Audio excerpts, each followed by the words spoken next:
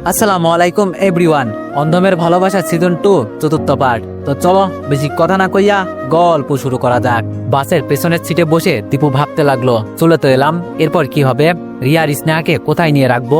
নতুন শহরে পুরনো স্বপ্নের ভাঙার টুকরো নিয়ে কিভাবে সাজাবো জীবনের পরবর্তী অধ্যায়? মাথার ভিতরে হাজারো প্রশ্নের ভিড়, একটার পর একটা চিন্তা এসে আসতে পড়ছে বুকের ভেতর। এই অনিশ্চয়তার ভিড়ে রিয়া কি আবারও ভরসা রাখতে পারবে আমার উপর? স্নেহার মুখের নিষ্পাপ হাসি কি বজায় রাখতে পারবো আমি? চোখে এক ফোঁটা ঘুম নেই, অথচ শরীর ভেঙে পড়েছে। পিছনের সিটে মাথা ঠেকিয়ে জানালার ফাঁক দিয়ে আকাশটা দেখতে লাগলাম। তারার আলো আজ অপরিচিত লাগে, যেন আকাশও তাকে চিনতে পারছে না। বাস কখন জিমিয়ে থামে, কখনো গতি নেই। দীপুর বুকের ভেতরও ঠিক তেমনই একরাশ আশার আলো জ্বলে ওঠে, আবার নিভে যায় হঠাৎ হাওয়ায়। আল্লাহ যদি একটা ছোট্ট আশ্রয় জুটে দিত, একটা ঘর, একটুখানি নিরাপত্তা, যেখানে রিয়ার মুখে আবার সেই পুরোনো হাসিটা দেখতে পেতাম। এইদিকে রাতের আধারে নীরবে অশ্রু বিসর্জন দিচ্ছে সুরাইয়া। তার সংসার প্রায় ভাঙতে বসেছে। গত কয়েকদিনে তার স্বামী একবারও ফোন করেনি। যদিও কখনো সুরাইয়া ফোন করতো তো তার একটাই কথা, টাকা জোগাড় করতে পেরেছো? তুমি তোমার ভাগ বুঝে নিচ্ছ না কেন? ভাই বোনের সামনে কান্নাকাটি করো, তাদের ভাগও তোমায় দিয়ে দিতে বলো। সেই সময় সুরাইয়া শুধু চুপচাপ শুনে যেত, তার কিছু বলার নেই। কি বা বলবে? তার ভাই বোন তার কথা শুনছে না। এটা নাকি তার সংসার ভেঙে যাওয়াতে কারোর কিছু যায় আসে না। সামান্য একটু সম্পত্তির জন্য যেন ভাই বোনের আর সম্পূর্ণ অপরিচিত কেউ হয়ে উঠেছে। আমি তো তাদেরই বোন, একই রক্ত, একই ঘরে শৈশব পার করা, তবুও কেন এত নির্মমতা? চোখের কোণে অশ্রুর নোনা জল জমে থাকলেও বুকের ব্যথাটা যেন আরো বেশি ভারী। মনের গভীরে প্রশ্ন জাগে, আমি কি কেউ ছিলাম না তাদের কাছে? একটু সহানুভূতি কি প্রাপ্য ছিল না আমার? না চাইতেও দীপুর কথা মনে পড়লো তার। আজ দীপু ভাই থাকলে একটা সমাধান দিতে পারত, একটু ভরসা দিত। যেই ভাইটা না খেয়ে তাদের খাইয়েছে, নিজের পড়ার খরচ বাঁচিয়ে তাদের বই কিনে দিয়েছে, বাবা মায়ের ওষুধের পয়সা জুগিয়েছে, সেই ভাইকে তারা সবাই মিলে ঘরছাড়া করলো। সামান্য সম্পত্তির লোভে তারা ভুলে গেল কিভাবে এই ভাইটি একদিন পুরো সংসারে ছায়া হয়ে দাঁড়িয়েছিল। সুরাইয়ার বুক পেটে কান্না আসতে চাইলো, কিন্তু গলা দিয়ে বের হলো না কোনো কিছুই। মনে হলো এই অন্ধকার রাতটা যেন তার হৃদয়ের মতোই ভারী, নির্বাক। আমরা কেমন মানুষ হয়ে গেলাম? চোখের পানি শুকাতে না শুকাতেই একটা চাপা দীর্ঘশ্বাস বেরিয়ে এলো তার ঠোঁটের ফাঁক দিয়ে। দীপু ভাই, আপনি কোনোদিন ক্ষমা করবেন আমাদের? অন্ধকার ঘরে কোনো উত্তর নেই, কেবল নিঃশব্দ অনুতাপ আর অপরাধ বোধের ভারে ঘুমিয়ে পড়ল সুরাইয়া। কিন্তু সে ঘুম বড় অশান্তির, অপরাধ বোধে পোড়া এক পাথর চাপা নিদ্রা। চোখটা একটু লেগে আসতে দরজায় খটখট শব্দ হলো। মধ্যরাতে এমন শব্দে চমকে উঠে বসলো রিয়া। কাপা কাপা গলায় জিজ্ঞেস করলো, কে? বাইরে থেকে ভেসে এলো সেই বহুদিনের চেনা পরিচিত কণ্ঠস্বর, আমি দীপু। শব্দটা কানে যেতেই এলোমেলো পায়ে ছুটে গেল দরজার দিকে। দরজা খুলে চোখের সামনে যেই মানুষটাকে দেখলো, সে যেন এক মুহূর্তে সব কষ্ট, অভিমান আর আক্ষেপ ধুলোয় মিশে গেল। রিয়া কোনো কথা না বলেই দীপুকে জড়িয়ে ধরে হাউমাউ করে কেঁদে উঠল। রিয়া বলল, কোথায় ছিলেন আপনি? আমাকে আর আমাদের মেয়েকে এভাবে একা ফেলে দিয়ে কোথায় পালিয়ে গিয়েছিলেন? জানেন কতটা অসহায় হয়ে পড়েছিলাম, কিন্তু বিশ্বাস কখনো হারাইনি। জানতাম আপনি ফিরবেন। ওয়ানেক্সের সবচেয়ে বিশ্বস্ত বুকমেকার, যা পিএইচডি এবং সিরিয়া অ্যাপের অফিসিয়াল পার্টনার। এই অ্যাপসে আপনি cricket, football, tennis live match দেখতে এবং তাদের স্কোর ভবিষ্যৎবাণী করে সহজেই অর্থ উপার্জন করতে পারবেন। সেই সাথে BMW গাড়ি, আইফোন, ল্যাপটপ এবং আরও অনেক নগদ পুরস্কার জেতারও সুযোগ রয়েছে। এই অ্যাপটিতে আপনি crush crystal, under and over 21 ইত্যাদি গেম খেলে সহজেই আয় করতে পারবেন। আপনি বিকাশ, নগদ, রকেট ব্যাংক, ক্রিপ্টো, পেপল এবং অন্যান্য সহজ পদ্ধতির মাধ্যমে সহজেই আপনার জেতা টাকা তুলতে পারবেন। এখানে আপনি 24 ঘন্টায় 7 দিন গ্রাহক সহায়তা পাবেন। তাই এখনই পিন কমেন্টের লিঙ্ক ব্যবহার করে রেজিস্ট্রেশন করুন, অথবা গুগলে 1x সার্চ লিখে রেজিস্ট্রেশন করুন। আর হ্যাঁ, রেজিস্ট্রেশনের সময় আমার প্রোমো কোড VODA7 ব্যবহার করে প্রথমবার ডিপোজিটে 20,000 টাকা পর্যন্ত পান। দীপু থেমে রইল কিছুক্ষণ, চোখ নামিয়ে বলল, আমি জানি না কি বলে মাপ চাইবো। আমি পালাইনি রিয়া, আমি শুধু ভেবেছিলাম তোমাদের বোঝানা হয়ে কিভাবে ফিরে আসা যায় সেই সাহস খুঁজছিলাম। রিয়া দীপুর বুকে মুখ গুজে বলল, আমি আপনার সাহস চাইনি, চেয়েছি আপনার পাশে দাঁড়ানোটা। আপনি ছিলেন বলেই সবকিছু সম্ভব হয়েছিল। আপনি ছাড়া আমাদের এই পৃথিবীটাই ছিল ফাঁকা। ঘুম ঘুম চোখে উঠে বসলো স্নেহা, আদো আদো স্বরে মিষ্টি টানে ডেকে বলল, বাবা। সেই একটু করো শব্দ যেন গোটা পৃথিবীর কোলাহল থামিয়ে দিল। দীপু বিস্ময়ের ছোঁয়ায় তাকিয়ে রইল ছোট্ট মেয়েটার দিকে। সেই মেয়েটা যার মুখখানি চোখের পাতায় আঁকা ছিল দিনের পর দিন। তার কোলের দিকে হাত বাড়াতে স্নেহা হাত পা ছুঁড়ে খুশিতে কুকু শব্দ করল। মেয়ের বুকে তুলে নিয়ে দীপুর নিঃশ্বাস নিল। কতদিন হয়ে গেল মেয়েকে সেভাবে আদর করা হয় না। কতদিন পর যেন বুকটা পূর্ণ হলো। রিয়া দীপুকে কোথায় বসতে দিবে, কোথায় ঘুমাতে দিবে তা নিয়ে ব্যতিব্যস্ত হয়ে পড়ল। রিয়া বলল, আপনি রাতে কিছু খেয়েছেন? রিয়ার প্রশ্নে দীপু মৃদু এসে উত্তর দিল, মেয়েকে বুকে নিয়ে বিছানায় গা এলিয়ে দিল দীপু। সকালবেলা খুশি মনে বাইরে বেরিয়ে এলো রিয়া। বড় ভাবির প্রশ্ন করলেন, হঠাৎ কি হলো তোর? রিয়া বলল, উনি কাল রাতে চলে এসেছেন। বড় ভাবি মাকে ডেকে বলতে লাগলেন, আম্মা আপদ বিদায় হয় নাই, আবার ফেরত আইছে। আমাদের ঘাড়ে বসে খাবে আর সংসারে অশান্তি বাঁধবে। আমি আগেই বলে দিচ্ছি আপনার বড় ছেলের টাকা দিতে পারবে না। এখন আপনার মেয়েকে আপনি কি করবেন সেটা আপনি ভালো জানেন। মেধবাবু বললেন, আমি একা খাওয়াইতে পারবো না, একজন হলে না হয় খাওয়াইলাম, তাও যদি আপনি বলেন তাহলে ভাগ করে দেন।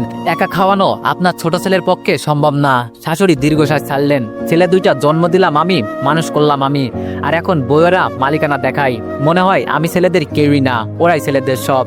চেঁচামেচি শুনে বাইরে বেরিয়ে এলো দীপু। শাশুড়ি দীপুর দিকে ক্ষীণ দৃষ্টি নিক্ষেপ করলেন। দীপুর হঠাৎ উপস্থিতি কেউই ভালোভাবে নিতে পারেনি। তার ফিরে আসা যেন পরিবারের জন্য কোনো সুখবর নয়, বরং অশান্তি আর বিরোধের কারণ হয়ে দাঁড়ালো। বাড়ির সবাই তাকে দেখে অবাক হলো। শাশুড়ি, রিয়ার বড় ভাইয়ের বউ এবং মেজো ভাইয়ের বউ সবাই মিলে তাকে আক্রমণ করতে লাগলো।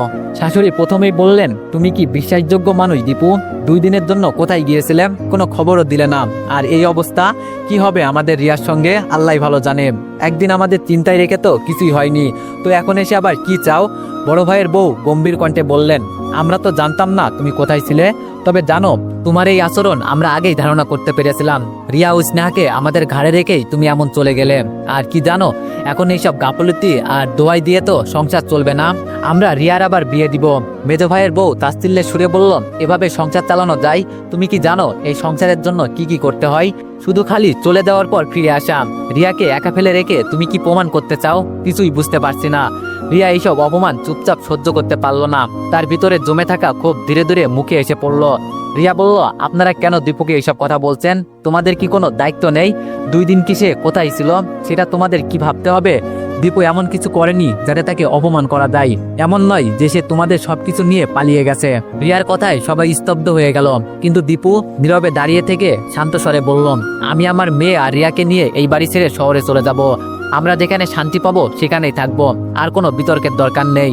তখন ঘরটায় কিছুটা নীরবতা বিরাজ করল। তার কথায় যেন এক ধরনের সিদ্ধান্তর ইঙ্গিত ছিল। আর রিয়া চুপচাপ দাঁড়িয়েছিল।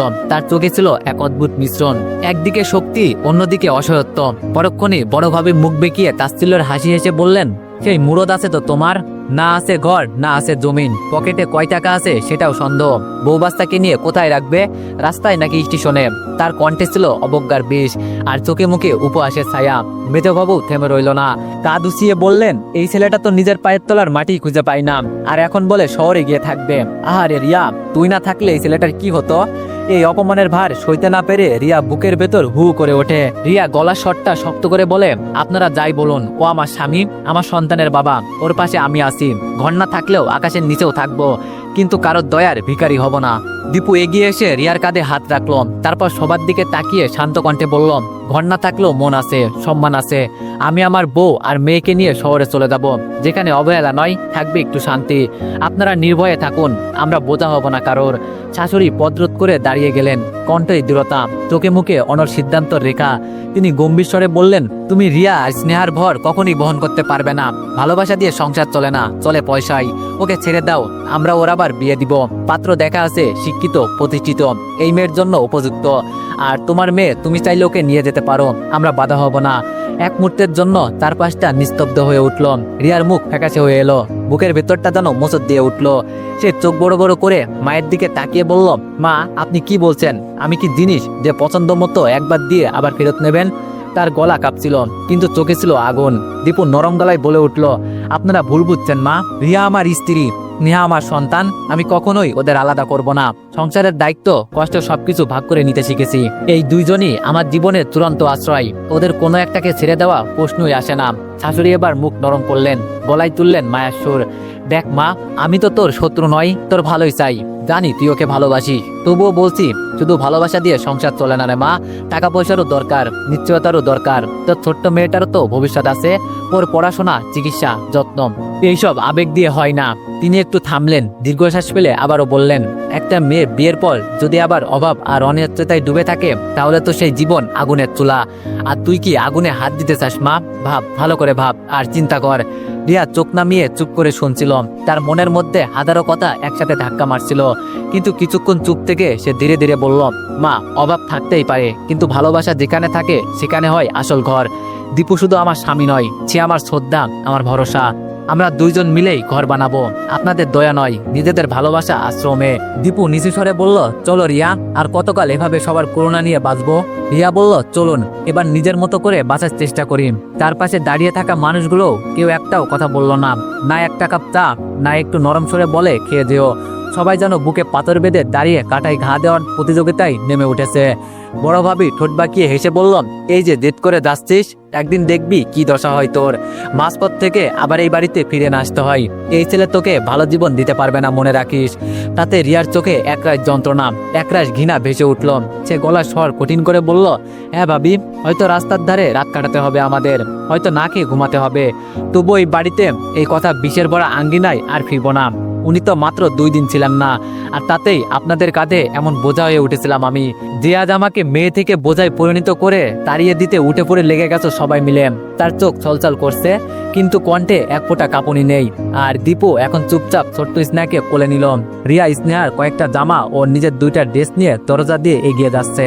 পেছন থেকে কয়েকটি কথা কানে ভেসে আসলো, দেখছেন মা, এক রাতেই আপনার মেয়ে কেমন তেজ বেড়ে গেল, স্বামীর হয়ে কি চিটপটা উত্তর দিতে লাগলো, যেন স্বামী ভক্ত সাবিত্রী। নির্ঘাত ওরা তাবিজ করছে দীপু। কথাগুলো শুনে থেমে গেল রিয়া।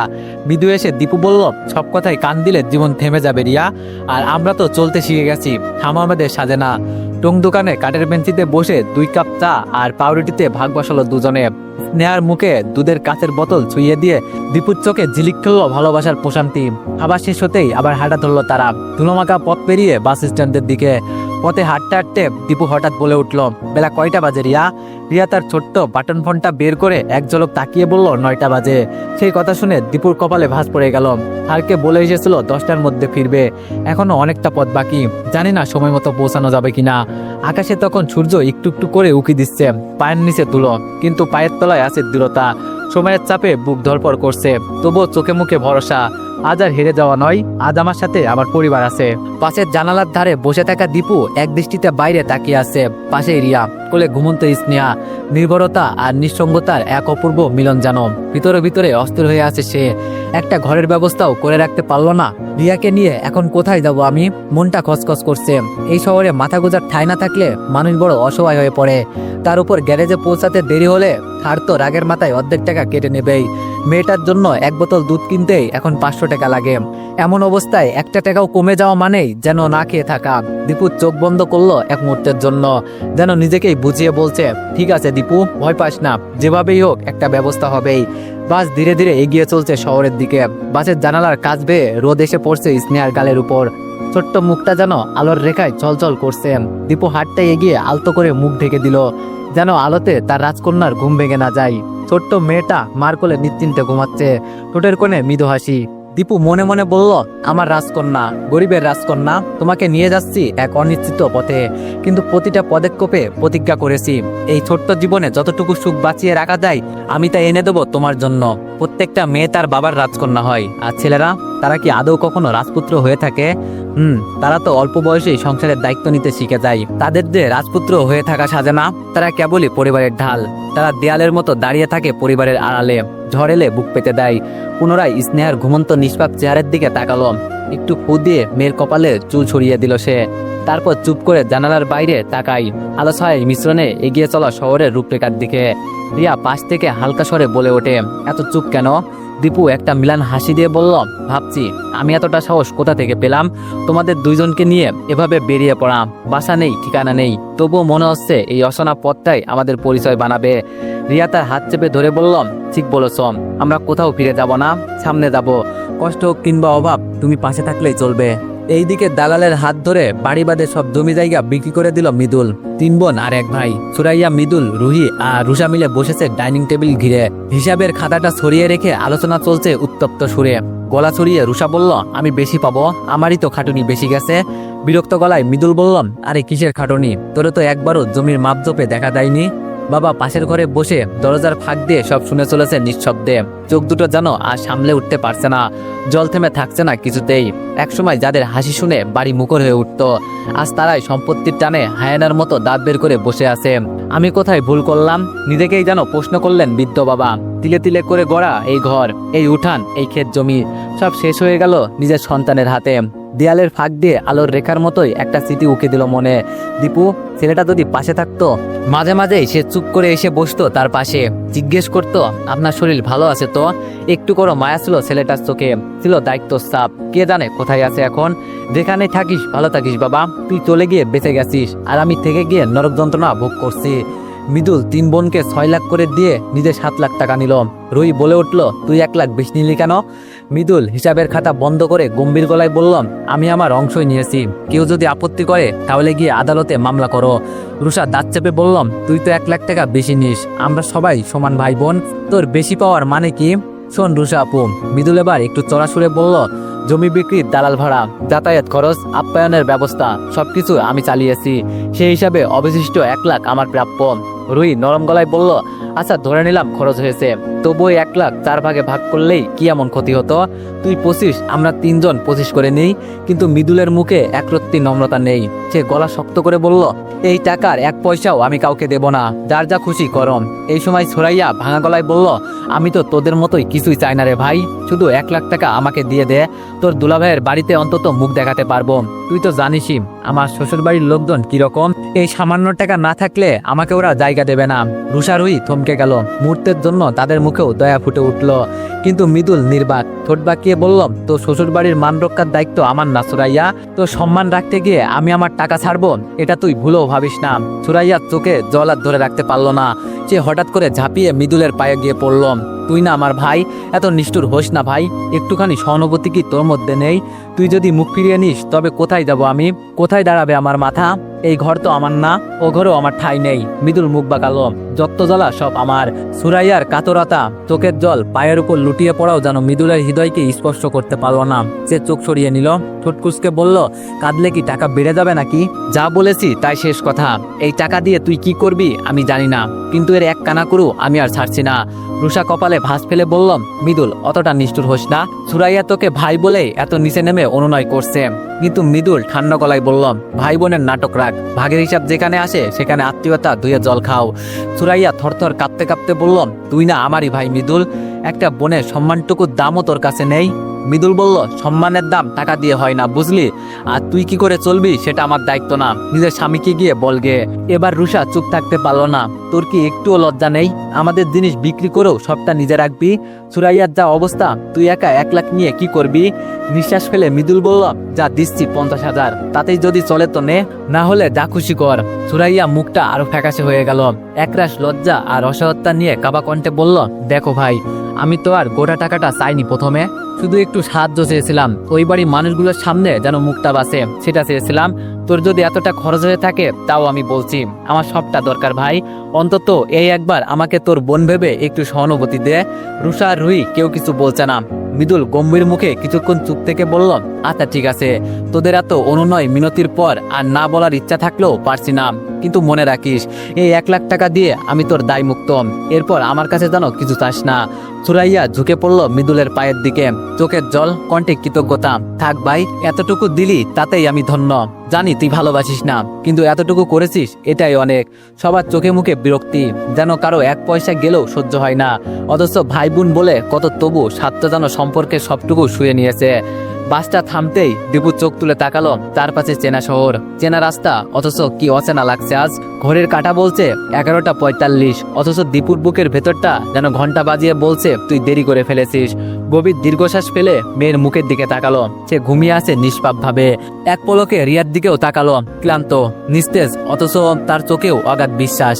নিজেকে কেমন অসহায় লাগছে দীপুর।